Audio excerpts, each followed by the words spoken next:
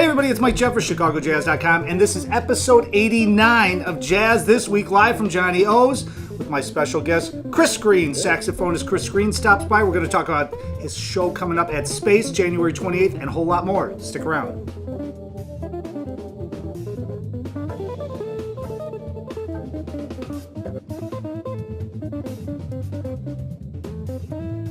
All right, everybody, we are back here at Johnny O's. Chris, I asked this to everyone. Have you ever been on a jazz talk show in a hot dog stand before? Never. This is the first time for everything, and and eating hot dogs and eating fries and beer, in the middle of the day. I mean, talking. You're not supposed to say in the middle of the day. I'm sorry. I mean at night. I'm sorry, at night. Whenever you're watching this, that's when this is happening. That's exactly right. No, but I'm so glad you're on this show. We've been talking for a long time. I saw you last year at the Chicago Jazz Fest. He headlined one of the stages at the Chicago Jazz Fest.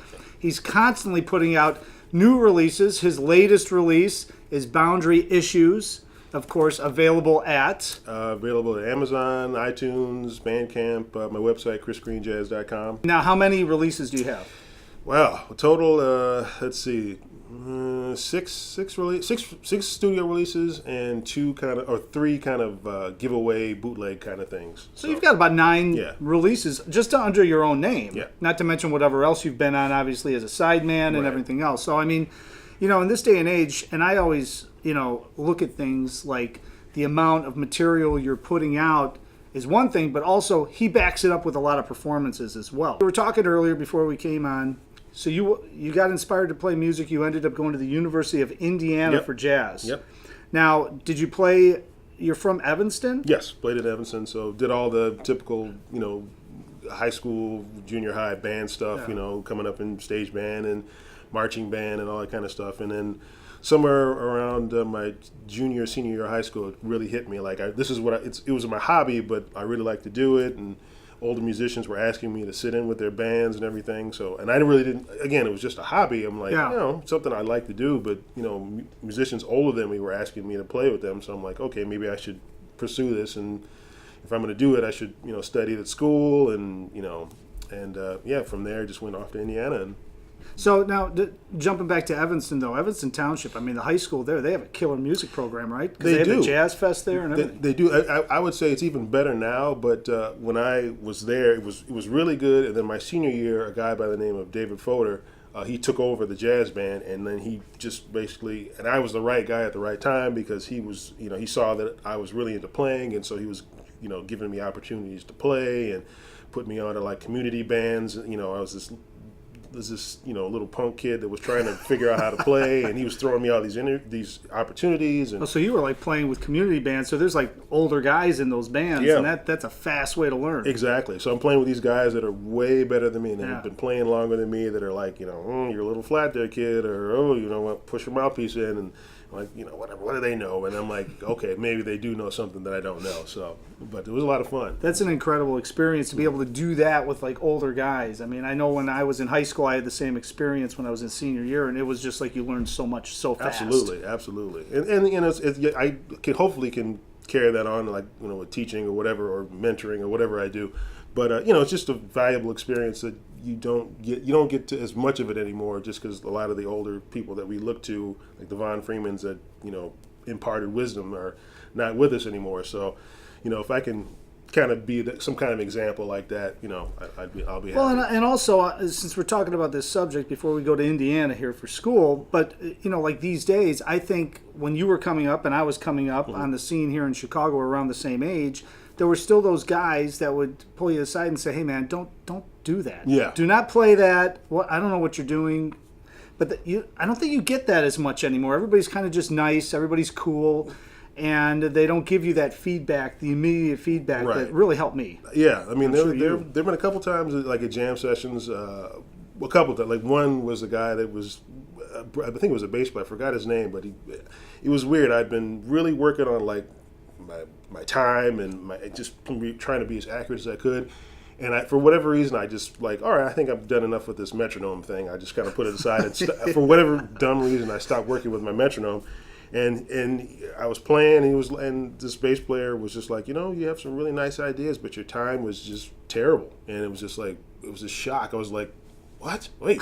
Then I thought, well, all right, back to the shed. And Yeah. so there you go. And I think one of the other things was, studying at school, it's important to get, the knowledge of theory and everything else under your belt. But then there's that practical application. And I think we want to make sure that, so one thing to remember is like a lot of the people that we look to didn't go to music school. So we have the benefit of, Right.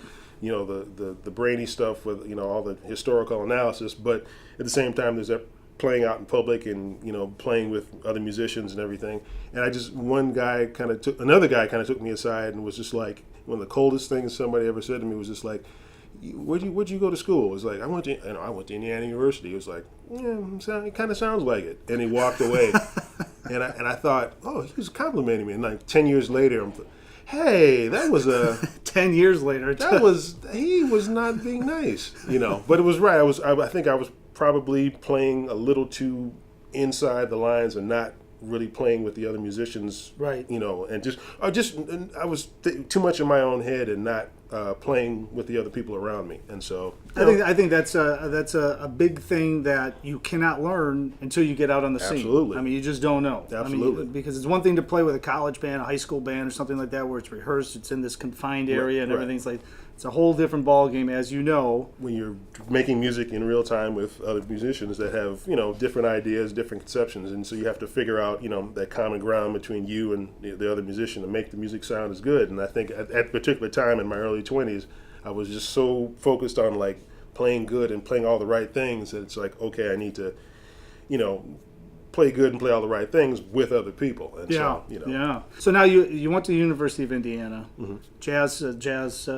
studies major. Jazz studies with the great David Baker, jazz educator extraordinaire. Yep. And also another guy I owe hugely, a guy by the name of Tom Walsh, who was my saxophone teacher there, who basically, corrected a lot of things that I was doing wrong in high school and just really set me on the path that I'm at now. Just, taught me how to practice and taught me how to solve problems that come up, playing music, and just, it just really, really helped me a lot of things that I'm still working on to this day. Well, and that's probably also where you really got into composition. Yeah, I did start writing because you have the option of taking like a jazz arranging class, and so you've got those tools behind you, how to voice certain instruments, and the ranges for the range of a trumpet versus the range of a trombone versus the comfortable range of a saxophone. So you really you're writing, but you're also taking into consideration other instruments, and you have to make solving problems. You have to make sure that it's not too high for this instrument or not too low and muddy for this other instrument. So, were you always interested in writing? The reason why I'm bringing it up, he knows this, but he writes a lot of original music for his group. Your basis on this from University of Indiana, you'd say? Yeah. I mean, at least the tools to be able to put it together, or the tools to be able to like orchestrate it.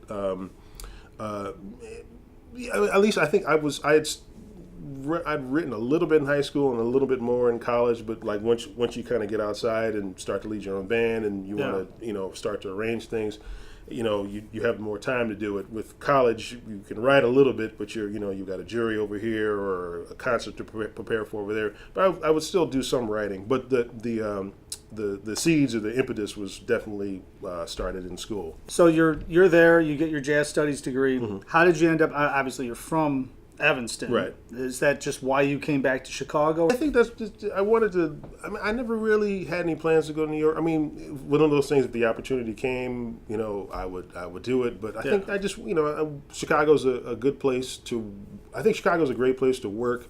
You can do, so many different things. I mean, I am for all intent and purposes a jazz musician, but I wanted to, I want to play jazz one night and then play with a jobbing band the other night and then play with a blues band here or a hip hop band. And I think you can do that in Chicago. Yeah. There's so many different pockets and scenes and different types of musicians that some of which there's some overlap, but some there's some overlap of people that play with straddle a bunch of scenes, but then there are people that two different scenes with gospel guy over here and a jazz guy over here that don't know each other, and I'm playing with them on different days. So I like that. I like. Well, that. and also I think in Chicago, I think it's just as intense. It can be as intense as you want it to be anywhere. Absolutely. It can be completely laid back and not intense in New York. I mean, it just depends on what you want the vibe to be and what you want the vibe to be for yourself. But I think with Chicago, there's so many crossover musicians that are really good that you have an opportunity to play so many styles. A lot of times with the same guys. True. And then when you mix and match guys, everybody's real cool. Yeah. And they all will fit in and make things work. It's an interesting scene. Yeah, and definitely, I was one thing I liked about, I mean, because I kind of hit the scene in the early '90s. There were bands like, excuse me, like Liquid Soul, Yep. that played out a lot. Just bands, or even somebody like the guy who Mars Williams, who would play with Liquid Soul, and then would play with like the NRG Ensemble or one of his other kind of avant-garde projects or whatever. So it seemed for a while that mixing and matching was encouraged. I mean, even my first band, which was kind of like a little more electric jazz, late Miles funky stuff. Like we played a lot of our first gigs not in jazz rooms, but like in the Elbow Room and the Beat Kitchen and like Morseland, like those old kind of rock pop venues. So I actually didn't start playing jazz venues until relatively recent, like the early 2000s. But like kind of cut my teeth in those earlier kind of rock venues. Sure. And so so there was a little more that experimentation was encouraged. For a while after that, maybe like in the late 2000s, it kind of seemed like the smooth jazz guys were over here and the free jazz guys were over here, and R&B guys were over here, and so it didn't seem as not as much cross-pollination, but I think we're getting back to that, where like a bunch of jazz musicians will play at Reggie's one night, or what's a Tonic Room? Seems to be another place where people are playing at. So it seems to be a lot of cross-pollination. Yeah. All right. So you get done with Indiana, you move back to Chicago. You're sitting in, you're playing around.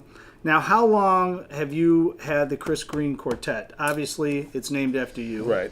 The band has been around since 2005. Okay. And it is myself on saxophones, Damien Espinosa on piano, Mark Piani on bass, and he hates when I say this, the new guy who's been with us 7 years now, Steve Corley on drums. All right, so the reason why I said that, I know, everybody's got their group, right? The Mike Jeffers Quartet, the Chris Greene Quartet, but he's got the same guys in the band, and he's been writing original music for what, 13 years? Yeah, the band's been together for 13 years, since 2005. Which is like unheard of for a jazz group for the most part. It is.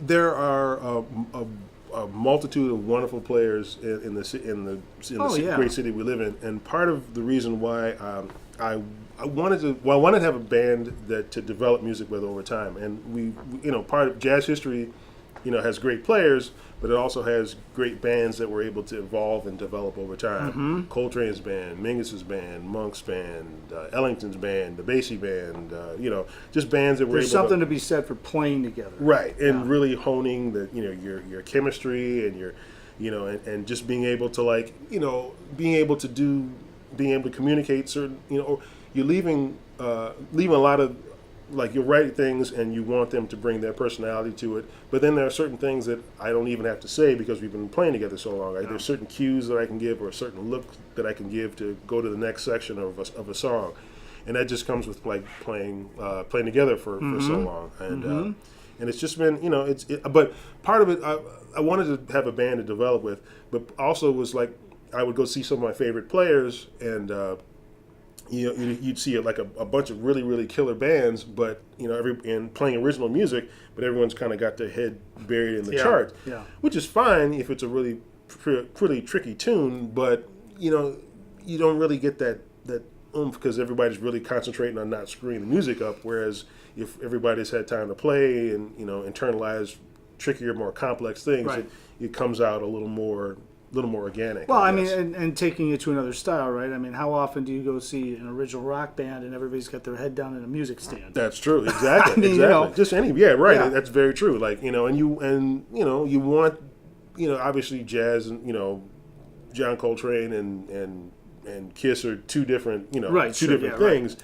But at the same time, you rarely saw, there's all the pictures of Coltrane throughout history playing with his quartet. You never saw a piece of music in front of them unless they were in the studio somewhere. Right. And so you want that, that immediate connection. And so we're using music, but I mean, we've got music in front of us, but we're not like, we're not married to it, or at least we're not like, we don't have our head buried in the chart. All right, so let's talk a little bit about this show coming up January 28th at Space in Evanston. January 28th, 28th, Sunday. Sunday the 28th. January 28th. 7 o'clock. One of the nicest venues in the area. Killer venue, man. Killer venue. If you haven't been there, you've got to check it out. Acoustically sound. They got a real nice piano, so Damien's going to be really, really happy.